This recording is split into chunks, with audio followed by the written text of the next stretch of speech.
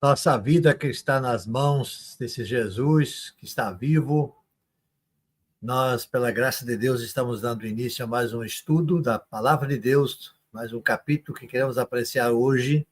Esse é um trabalho da Igreja Batista Pérola dos Mares. E você que está conosco é muito bem-vindo. Seja bem-vindo nesse programa, nessa oportunidade, nesse estudo. Na medida do possível, via chat pode participar, dando sua opinião ou perguntando, se necessário for, e estaremos, na medida do possível, respondendo as suas questões e as suas interrogações. Igreja Batista Pérola, na Rua Castro Alves 228, lá em Paripe, no bairro Paripe, Salvador. Você é muito bem-vindo também, estando nossas programações presenciais, seja na Escola Bíblica, aos domingos às 16 horas, ou na celebração, domingos também às 18 horas, ali na Rua Castro Alves 228, em Paripe, Salvador, Bahia. Sejam muito bem-vindos, portanto, a mais esse encontro, nessa oportunidade. Temos hoje um capítulo muito interessante, mais um capítulo, melhor dizendo, porque há inúmeros capítulos que são interessantíssimos na Bíblia, que nos ensinam muitas coisas. E hoje não é diferente. Vamos extrair lições preciosas para todos nós, alertas que nos são dados, apesar dessa escritura ser a escritura antiga em relação ao que nós vivemos nos dias de hoje, mas a sua mensagem é atual. Sua mensagem não envelhece. Portanto, continua conosco e vamos primeiro buscar Deus em oração, depois vamos conhecer quem está conosco na nossa sala de hoje. Senhor nosso Deus, obrigado, porque Cristo está vivo, venceu a morte, venceu o mal, venceu tudo e está assentado à direita do Deus Pai, na glória eterna, até o dia em que há de vir para buscar a sua igreja. Nós confiamos nessa promessa e cremos nesse Cristo que venceu a morte e que se tornou nosso Salvador, único e suficiente, para que nós tenhamos essa certeza desde já, desde esse tempo presente, vivendo aqui muitas vezes cheio de limitações e dificuldades, mas sabendo que a glória eterna nos está garantida. E o que nos motiva a continuarmos, motiva a prosseguirmos, levando a mensagem de que Cristo salva a todos aqueles que ainda não conhecem. Continua, pois, conosco, nosso Deus, abre nossos entendimentos, nosso coração, para que, ao abrir a Tua palavra, nós possamos entender a mensagem para a nossa vida nos dias de hoje. Oramos agradecidos em nome de Jesus. Amém. Vamos ver quem está conosco. Emerson, Elias. Graça e paz a todos, um excelente estudo para nós e muito bom estar aqui para aprender um pouco mais da palavra de Deus e estudar mais um capítulo da palavra. Você que está em casa, vai preparando aí a sua Bíblia. Vamos ler hoje o capítulo 4 da primeira carta aos Coríntios, então fique à vontade para já pegando sua Bíblia. Elias, seja bem-vindo.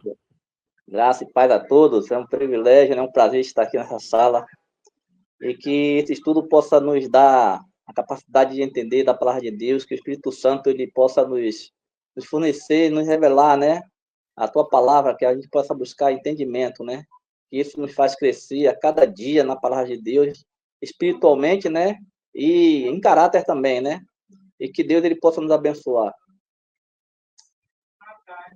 Maravilha, então vamos agora partir já para a leitura. 1 Coríntios 4, você que está em casa pode pegar a sua Bíblia. Vamos aqui fazer essa leitura aqui dinâmica. Vamos fazer a leitura aqui na versão NVI, na versão internacional. Então vamos lá. Portanto, que todos nós considerem como servos de Cristo e encarregados dos mistérios de Deus. O que se requer destes encarregados é que sejam fiéis. Pouco me importa ser julgado por vocês ou por qualquer tribunal humano. De fato, nem eu julgo a mim mesmo. Embora em nada a minha consciência me acuse, nem por isso justifico a mim mesmo. O Senhor é quem me julga. Portanto, não julguem nada antes da hora devida. Esperem até que o Senhor venha. ele trará à luz o que está oculto nas trevas e manifestará as intenções dos corações. Nessa ocasião, cada um receberá de Deus a sua aprovação. Irmãos, apliquem essas coisas a mim e a Apolo por amor a vocês. Apliquei essas coisas a mim e a Apolo por amor a vocês, para que aprendam de nós o que significa não ultrapassem o que está escrito. Assim ninguém se orgulhe a favor de um homem em detrimento de outro. Pois quem torna você diferente de qualquer outra pessoa, o que você tem que não tenha recebido, e se o recebeu, por que se orgulha como se assim não fosse? Vocês têm tudo o que querem, já se tornaram ricos, chegaram a ser reis, e sem nós. Como eu gostaria que vocês realmente fossem reis, para que nós também reinássemos com vocês. Porque me parece que Deus nos colocou a nós, os apóstolos, em último lugar, como condenados à morte. Temo-nos, tornando um espetáculo para o mundo, tanto diante de anjos como de homens. Nós somos loucos por causa de Cristo, mas vocês são sensatos em Cristo. Nós somos fracos, mas vocês são fortes. Vocês são respeitados, mas nós somos desprezados. Até agora estamos passando fome, sede e necessidade de roupas. Estamos sendo tratados brutalmente, não temos residência certa e trabalhamos arduamente com nossas próprias mãos. Quando somos amaldiçoados, abençoamos. Quando perseguidos, suportamos. Quando caluniados, respondemos amavelmente. Até agora nos tornamos a escória da terra, o lixo do mundo. Não estou tentando envergonhá-los. Não estou tentando envergonhá-los ao escrever estas coisas, mas procuro adverti-los como a meus filhos amados. Embora possam ter 10.000 tutores em Cristo, vocês não têm muitos pais, pois em Cristo Jesus eu mesmo gerei por meio do Evangelho. Portanto, suplico-lhes que sejam meus imitadores. Por essa razão, estou lhe enviando Timóteo, meu filho amado e fiel no Senhor, o qual lhe trará à lembrança a minha maneira de viver em Cristo Jesus, de acordo com que eu ensino por toda parte em todas as igrejas. Alguns de vocês se tornaram arrogantes, como se eu não fosse mais visitá-los, mas irei muito em breve, se o Senhor permitir. Então saberei não apenas o que estão falando esses arrogantes, mas que poder eles têm. Pois o reino de Deus não consiste de palavras, mas de poder. O que é que vocês querem? Devo ir a vocês com vara ou com amor e espírito de mansidão? Agora nosso estudo do pastor Arno Rubner. Que texto maravilhoso e, ao mesmo tempo, complicado, né? Eu diria que poderíamos dar um título a esse texto, Admoestando com Severidade. Que palavra firme do apóstolo Paulo a esses irmãos lá em Corinto. A responsabilidade dos pregadores, uma severa reprovação e a admoestação feita por um pai espiritual são os temas desse capítulo. É o que está nas linhas e nas entrelinhas. Contém expressões fortes e um pequeno resumo da realidade experimentada pelos seguidores de Cristo que viveram nos primeiros séculos, em especial na segunda metade do primeiro século. Como foi mais ou menos a vida. Então dá para ter uma ideia nesse capítulo o que esses seguidores de Cristo naquela ocasião experimentavam. Considerando a rivalidade que havia se instalado na igreja de Corinto, da qual não temos informações referentes, por exemplo, à membresia, não se sabe quantos membros havia naquela igreja. Sabe-se que Paulo pregou ali por quase 2 anos. Então, supõe-se que muita gente se reuniu ali, muita gente se agregou àquela igreja nesse período e continuou depois naturalmente chegando. Vez que a cidade é uma cidade cosmopolita, muita gente passava por lá, muita gente chegava em Corinto, né? Então, esse capítulo descreve como deveriam ele, Paulo e os demais pregadores serem considerados como ministros de Cristo e dispenseiros ou encarregados ou mordomos dos mistérios de Deus. Assim ele se classifica aqui e assim ele deseja que seja considerado. Pouco importa o julgamento de homens, pois o que de fato interessa é o julgamento divino.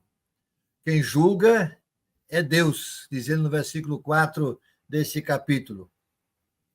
E outra questão, cada um prestará contas da sua fidelidade ou infidelidade a Deus, e vai fazer isso diante do Criador, quando naquele grande dia, no dia do juízo final, os desígnios e as intenções dos corações serão revelados por Deus. Qual era de fato a intenção, qual era de fato os desígnios do coração, há de se mostrar naquele dia. Paulo mostra a sua preocupação com o que o Senhor pensa do seu trabalho. Ele diz, é Deus que pensa do seu trabalho, e não o que o povo pensa. O julgamento, até mesmo a simples opinião de qualquer ser humano, é de somenos importância.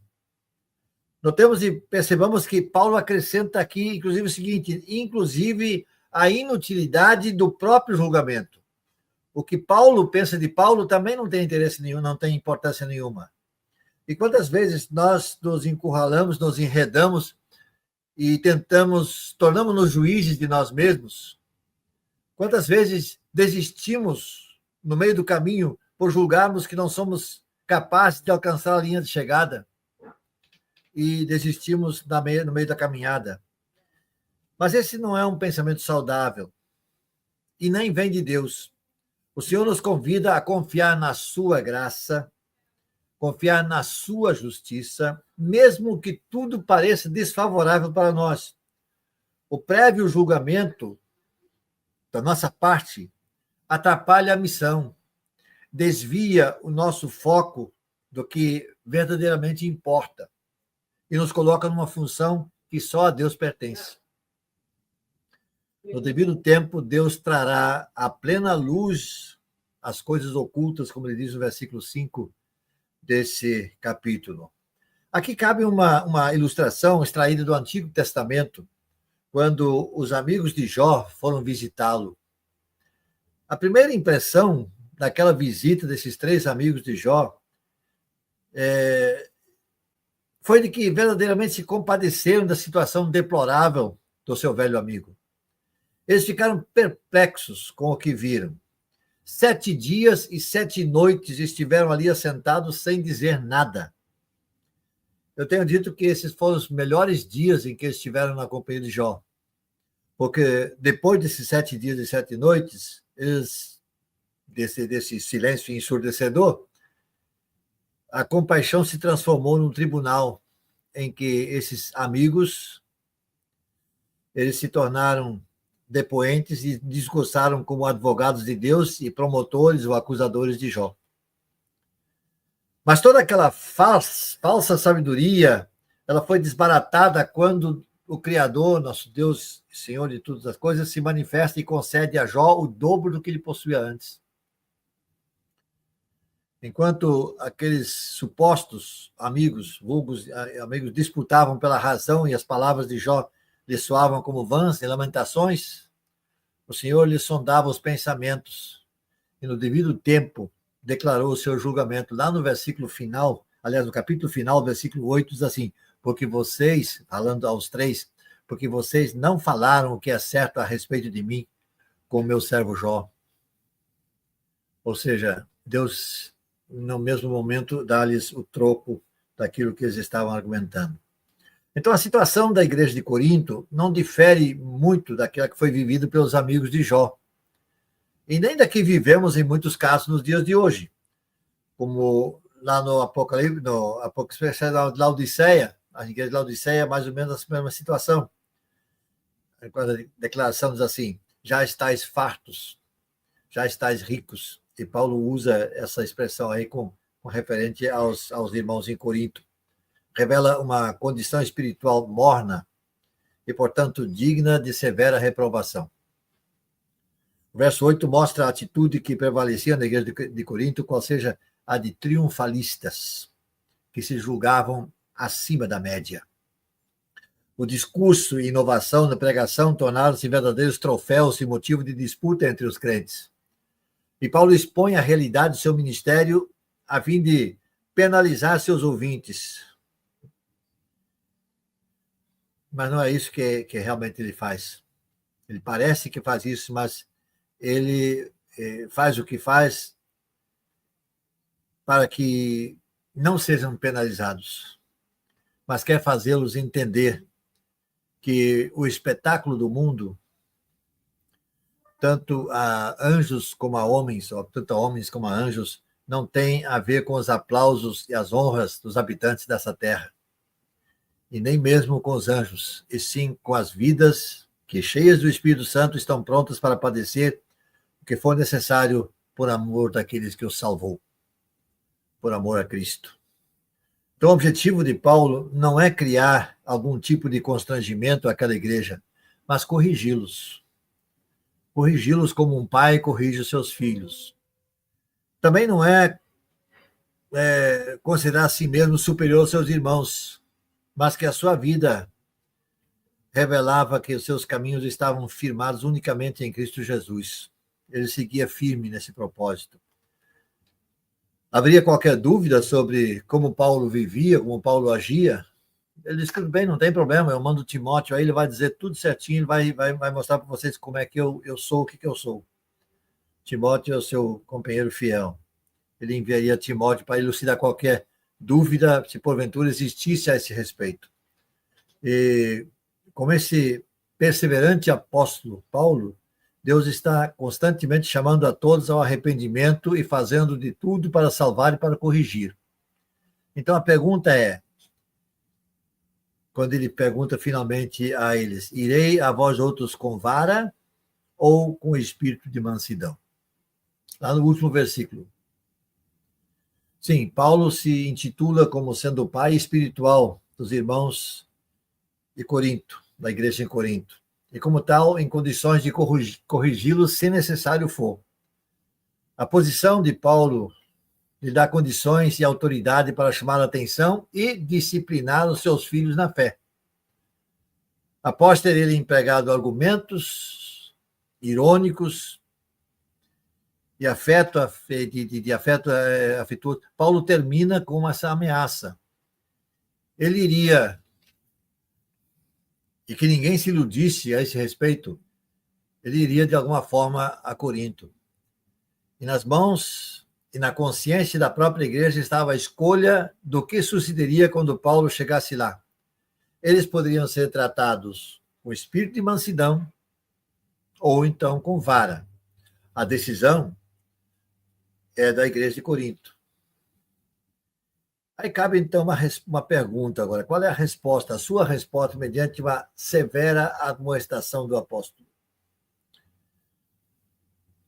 Não se vanglorie pelo dom ou pelos dons espirituais que o Senhor lhe concedeu. Nem ultrapasse o que está escrito, como diz aqui no versículo 6, onde nós lemos assim, irmãos, apliquei essas coisas a mim e a Apolo, por amor a vocês, para que aprendam de nós, o que significa, não ultrapassem o que está escrito. Assim ninguém se orgulhe a favor de homem, nem de outro ser humano. Então, é isso que Paulo está chamando a atenção. Não exagere, não vá além dos limites. Fique dentro daquilo que está estabelecido. Porque parece que estava em vigor na igreja a questão de ultrapassar um querendo passar por cima do outro, quando diziam, eu sou de Paulo, eu sou de Apolo, eu sou de Pedro, e assim por diante.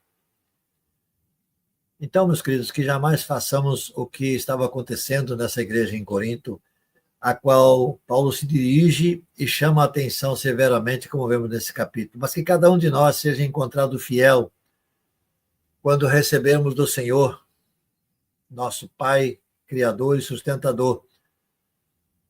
Da parte dele recebamos, então, podemos a receber o louvor da parte dele quando diz, seja bendito seja meu filho, que nessa caminhada que você acaba de completar, foi fiel, foi verdadeiro, foi humilde, realizou a obra que lhe foi confiada. É esse louvor que deve nos interessar, não qualquer outra vanglória. Vanglória já diz, a glória é vã, não leva a nada, é apenas momentânea, não acrescenta absolutamente nada a quem quer que seja. Deus nos abençoe, abre nossos entendimentos para que nós possamos extrair desse capítulo lições preciosíssimas. Eu tenho certeza que Emerson e Elias têm contribuições fantásticas a acrescentar que nós já dissemos aqui. Deus abençoe. Vamos lá. Deus abençoe. Capítulo muito forte e, inicialmente, queria destacar que a gente precisa reconhecer que tudo vem de Deus e que a gente não vá buscar o reconhecimento em status, em vanglória, porque é assim como Jesus falou que aqueles ficavam orando em praça pública já tinham recebido a sua contribuição. Que não seja assim conosco, que a gente faça as coisas para a glória de Deus, sem buscar reconhecimento de homens, sem buscar status, seja tudo para a honra e glória de Deus. Essa é a minha inicial contribuição. Próximo. O capítulo 4, ele começa muito incisivo, né? Que os homens nos considerem como ministro de Cristo e mordomos do ministério de Deus. Né? Então, o que requer do cristão? Que ele seja encontrado fiel. Então, essa é a nossa busca, fidelidade aos ensinamentos de Cristo, não é? E aí eu me lembro de um texto que eu sou assim apaixonada, que é Mateus 5, de 1 a 12. Jesus falando para as multidões: bem-aventurados, mansos, humildes, os bondosos, os misericordiosos, que não aceitam injustiça, que são sensíveis. E aí, às vezes, as pessoas dizem assim: a crente é besta, né? Isso é coisa de crente. Crente. Não, mas não é isso, porque depois ele vai dizer lá, no versículo 10, nós somos loucos por amor de Cristo. Que pessoal é esse, quando vai num velório de um ente querido, louva a Deus? Então, para o pessoal, isso é loucura. Normalmente, nas nossas cerimônias fúnebres, nós temos esperança, nós temos confiança, a gente não se desespera. Mas para o pessoal, isso é loucura. Então, e o que o Arno falou, né? Apóstolo Paulo, ele era um líder, né? Um líder de verdade, que se preocupava com o comportamento dos irmãos. E, às vezes, a gente não quer aceitar uma puxada de orelha, né? E o apóstolo Paulo está puxando a orelha do pessoal e a nossa também hoje aqui, né? Então, é muito, muito bom isso, muito bom. Então, que sejamos encontrados fiéis. Para mim, isso é o mais forte. Eu quero fazer o que Deus quer, né? Nós temos lá nossa missão linda, menos de mim, mais de Cristo em mim. Elias. Vamos lá. No início, né, a gente vê em 1 Coríntios como Paulo mostra que nós somos administrador, né, administrador da palavra de Deus. E administrar a sua preciosa palavra, né? A pessoa que tem tem que ter esse privilégio, né, tem que dentro de si do que está fazendo. Porque a gente vê que é uma responsabilidade, né? A gente vê que Paulo ele tinha aquela preocupação com aquelas pessoas que ele administrava a palavra, tanto que tinha como o próprio filho dele, né? Aquele cuidado, né? E assim, a gente entendeu o seguinte, que às vezes quando acontece algumas coisas na vida, né, do cristão, nós temos que entender o seguinte, que Deus é o nosso juiz. Não é o mundo que vai nos julgar. É Deus que vai nos julgar. Nós não estamos sujeitos a nenhuma pessoa, né? Nem aos irmãos, a ninguém, mas a Deus. É a Deus que devemos prestar conta. Assim, o ser humano hoje, né? Ele às vezes tem aquela facilidade de querer julgar as pessoas. Ou seja, até nós mesmos, quando abrimos, nós temos aquela facilidade de julgar. Mas tem uma questão, né? Primeiramente, acontece conosco fazer julgamento quando um irmão faz alguma coisa errada. O nosso julgamento é imediato, onde as pessoas não têm nem oportunidade de se defender. E assim, é engraçado que raramente sabemos a história toda de fato, o que acontece, né, com as pessoas. A primeira coisa que a gente vê logo julgando. Né? Portanto, devemos ter cuidado de não julgar os outros, mas deixar o julgamento nas mãos de Deus. Nas mãos de Deus. Então, quer dizer, é fácil a gente abrir nossa boca para julgar. Mas, às vezes, a gente entender o seguinte, tem outras pessoas julgando nós mesmos, nos nossos atos. Né? E a palavra de Deus, como vimos ali no versículo 5, né, que diz o seguinte, portanto, não julgueis nada antes da hora devida. Espere até que o Senhor venha. Ele trará à luz o que está oculto nas trevas e manifestará as intenções do coração. Né? Então, que é aquela questão, né? A gente, no momento que a gente começa a julgar, estamos tomando o lugar de Deus, porque Deus é o verdadeiro juiz. E às vezes estamos condenando ao irmão algo que a gente não sabemos do que aconteceu, né? E estamos praticamente colocando o irmão em uma situação de condenação. Nós estamos tendo o juiz, nós estamos tendo o advogado, nós estamos tendo o juiz, nós estamos condenando. Então, a gente tem que saber o que aconteceu através da história do fato, né, que aconteceu. Às vezes a gente vê algumas situações falando, o pastor fulano de tal fez isso e aquilo.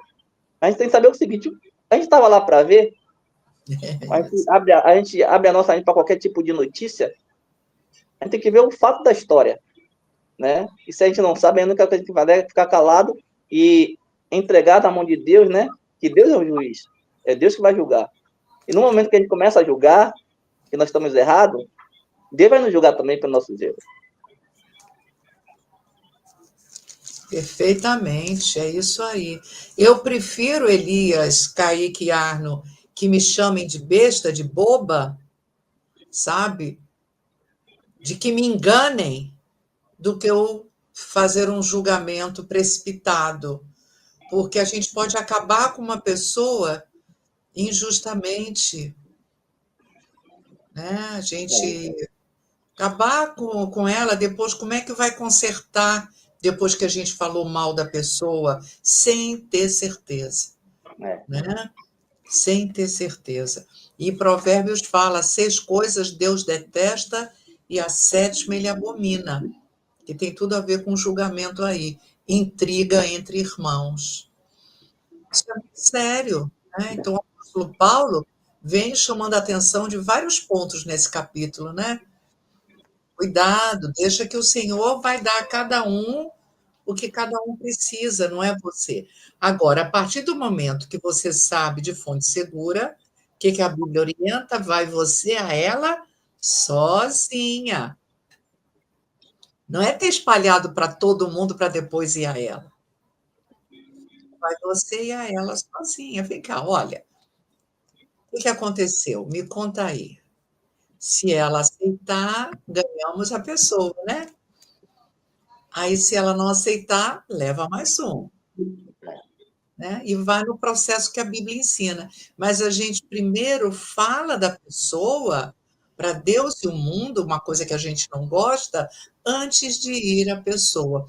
Outro dia alguém chegou para mim assim, com o coração muito doído. Por que não vieram falar primeiro comigo? Nossa, foi uma facada no meu coração.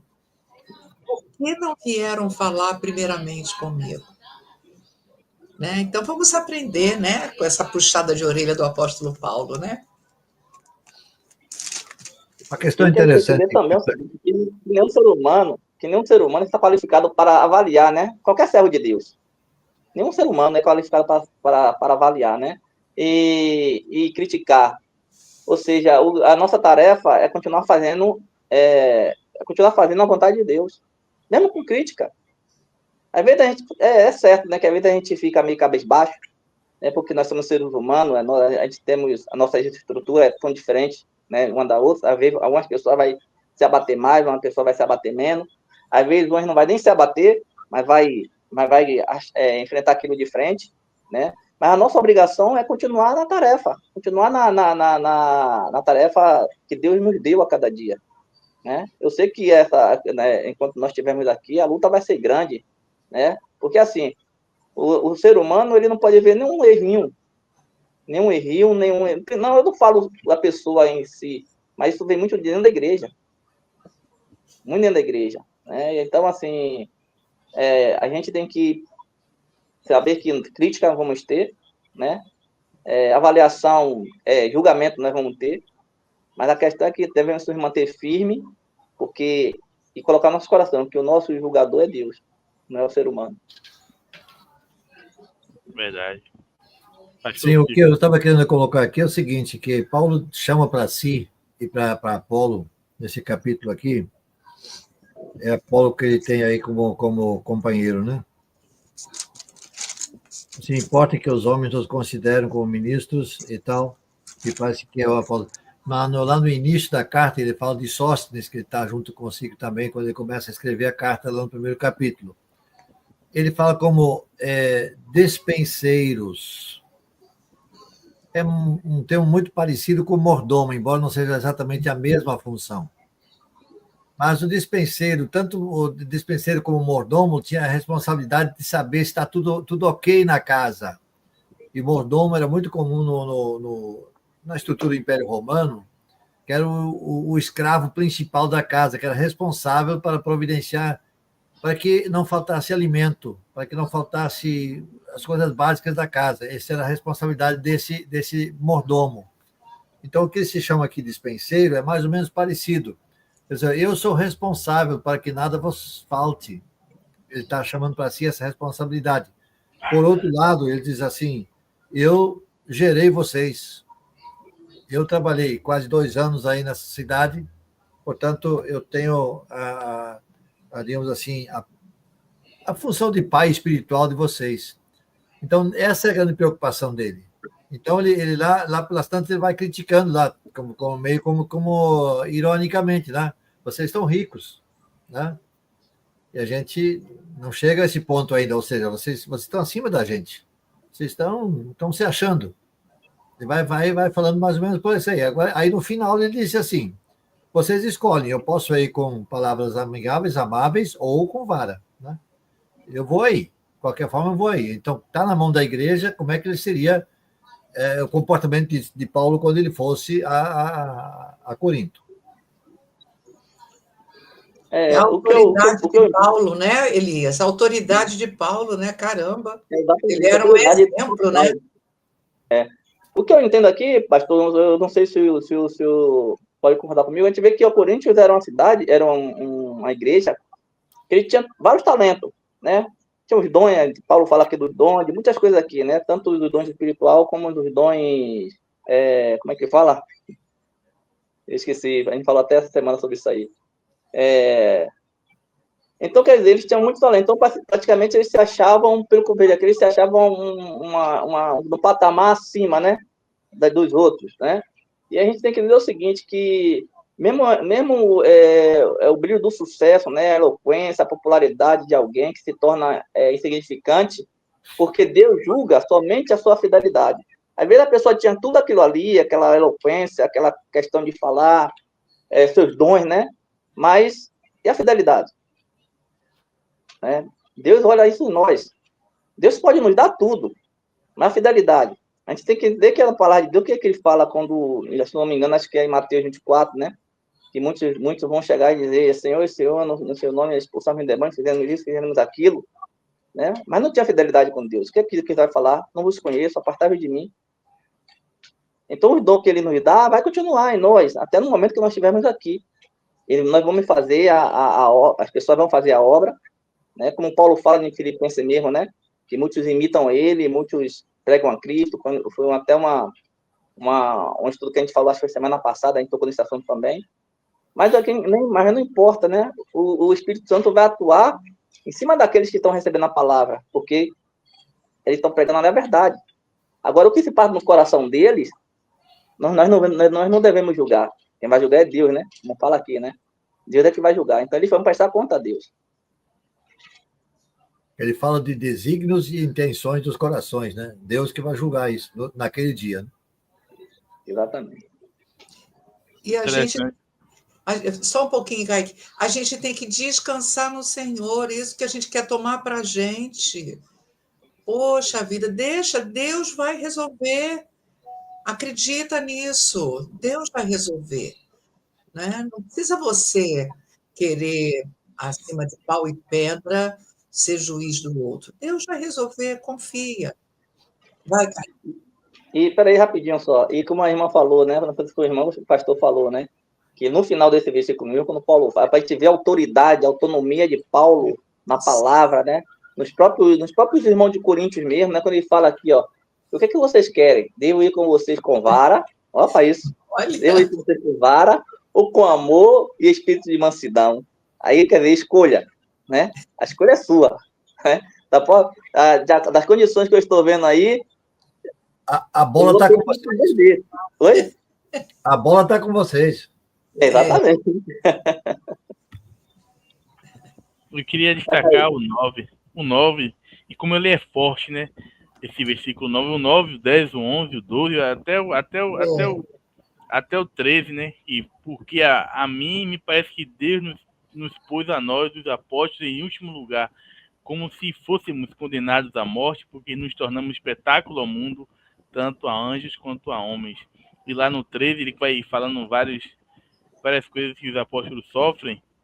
Quando caluniados, procuramos conciliação. Até agora, chegamos a ser considerados lixo do mundo e escória de todos. A gente contrasta com o que nós vivemos agora, né?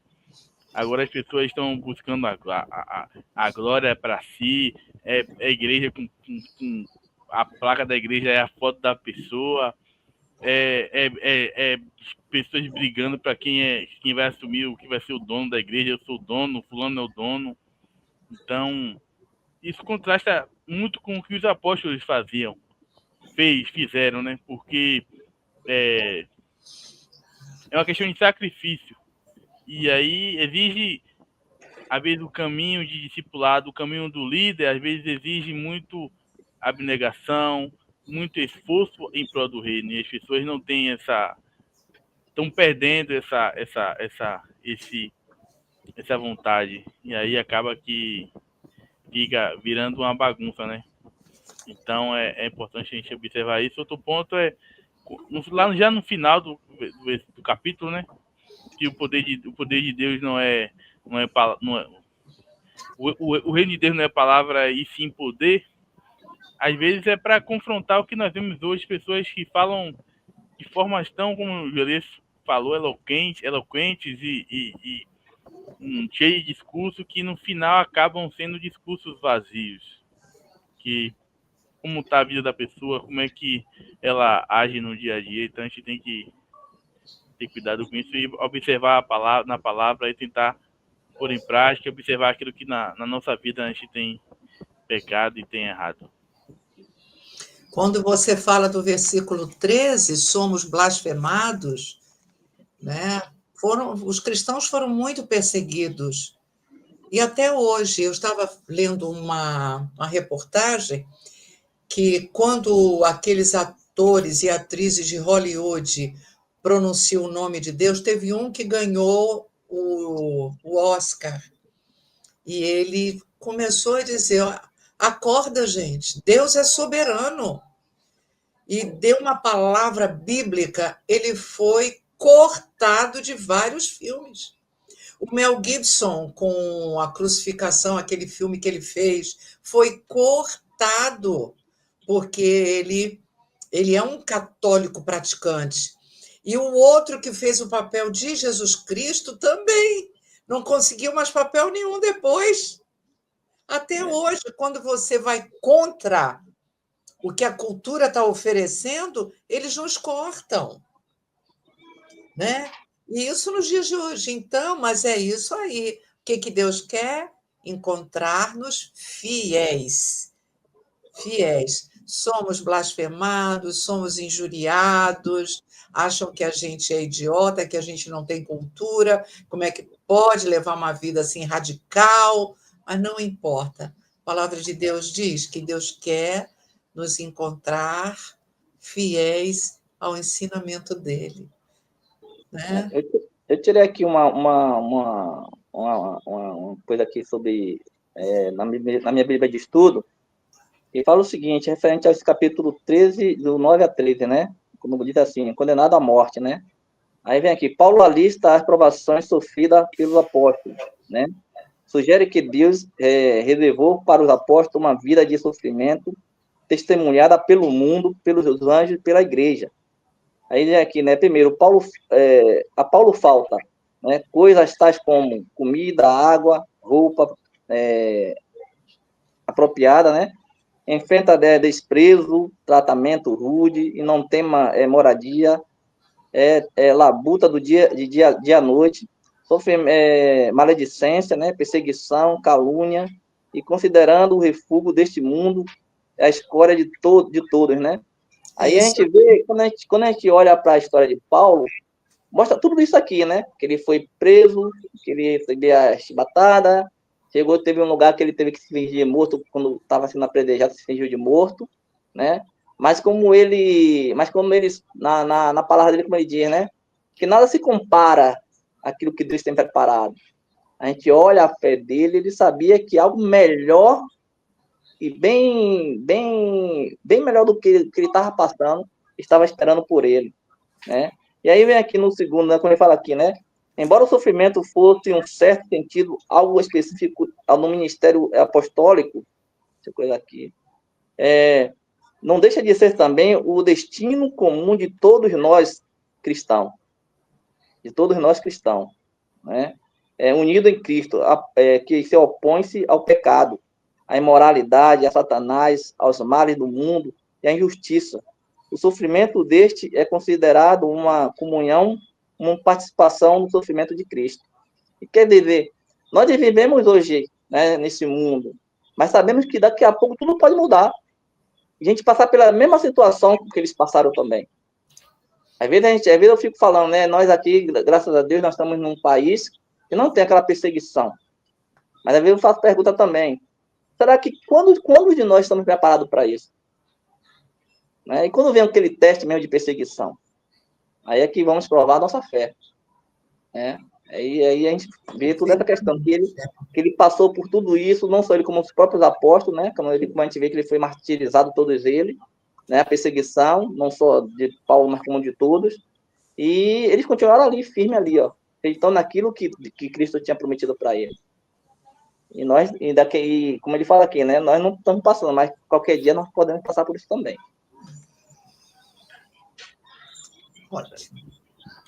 Mais algum complemento? Não, tem me perguntado de repente isso que o irmão Elias falou, porque hoje por parte de alguns, assim, aquele... E é realmente uma alegria ver tantos evangélicos no Brasil, né? Agora, o grande problema é que não há conhecimento, não há firmeza. Aí, se vier uma perseguição, por exemplo, vamos ver quantos ficam. Quantos realmente se mantêm fiéis. Esse que é o grande problema. Paulo experimentou todas as situações. Ele disse lá numa outra carta, eu sei viver com pouco e sei viver numa abundância também. Eu sei viver, eu durmo no relento, mas também posso dormir num hotel. Então, eu me adapto em qualquer situação. Mas o apostolado moderno não se adapta a isso, não. Mas quando mudar, não quer ficar em 5 estrelas. E comendo caviar. E aí, pastor, complementando essa questão se for do Brasil, né, pegando um gancho, não só vejo na questão de ser perseguido, eu vejo nas ruas, na fila da lotérica, no mercado, como as pessoas reagem, como os cristãos estão servindo de exemplo. Tem tanto cristão hoje não era pra gente estar vendo certas situações, aquele jeitinho brasileiro que todo mundo quer tirar. Então, a gente tem que se policiar nisso, para cada vez mais a gente afastar essa má fama do brasileiro, de nós, e que a gente possa servir como exemplo para o próprio Brasil, o Brasil olhar para nós, para os cristãos, e ver que é algo que realmente transforma e que pode transformar esse país também. Mais algum complemento? Então, vou pedir para nosso irmão Elias. O chat hoje está tímido, mas eu pedi para o nosso irmão Elias estar orando neste momento, encerrando este momento de estudo. Foi um belo estudo, onde a gente aprendeu muitas coisas hoje, e que a gente possa colocar em prática em nossa vida. Vocês que estão em casa podem reler o capítulo novamente, e aí voltar aqui, estudar novamente e ver aquele ponto que você chamou mais atenção. Então, nosso irmão Elias pode fazer essa oração? Sim. Vamos orar. Ó Senhor Deus, muito obrigado, ó Pai, por esse ensinamento, por esta maravilhosa palavra, por essa lição em que o Senhor nos dá. Que possamos ser, ó Pai, fiel a Ti, dispenseiro, sim, da Tua palavra. E que, ó Deus, que através das perseguições, ó Pai, possamos estar firmes em Ti, ó Deus. Que Tu nos mantenha firme na Tua palavra, no objetivo que a Tua palavra nos conduz. Eu sei, ó Deus, que vivemos em um país que não tem perseguição, não digo perseguição, mas perseguição em maltratar essas coisas. Mas eu sei, ó Deus, que nós não estamos longe disso, ó Pai. E que possamos nos manter firmes em Ti a cada dia. E olhar o exemplo, né, do apóstolo Paulo, dos teus apóstolos, que sofreram pela Tua palavra, que perderam a vida pela Tua palavra. Mas uma coisa eu sei, Senhor, que coisas melhores e maiores do que estão aqui, coisas que estão aqui que são passageiras, está preparado para a Tua igreja. E essa preparação, ó Deus, eu sei que ela é eterna. As coisas daqui, ó Pai, eu sei que são passageiras, se acaba, mas a Sua permanece, ó Deus. E é em Ti, ó Deus, que queremos colocar a nossa confiança, a nossa fé. Nos mantém firme em Deus, em Ti. Que nunca viemos nos desviar de Ti. Que nosso espaço nunca venha se desviar nem para a direita, nem para a esquerda. Mas se manter firme, olhando para aquilo que Teu Filho fez na cruz, para nossas vidas, nos tirando da escuridão, colocando na Sua maravilhosa luz, nos tirando da morte e nos dando, sim, a Tua vida eterna. Que possamos ser gratos a Ti a cada dia, ó Pai. Em nome do Senhor Jesus. Amém. Amém.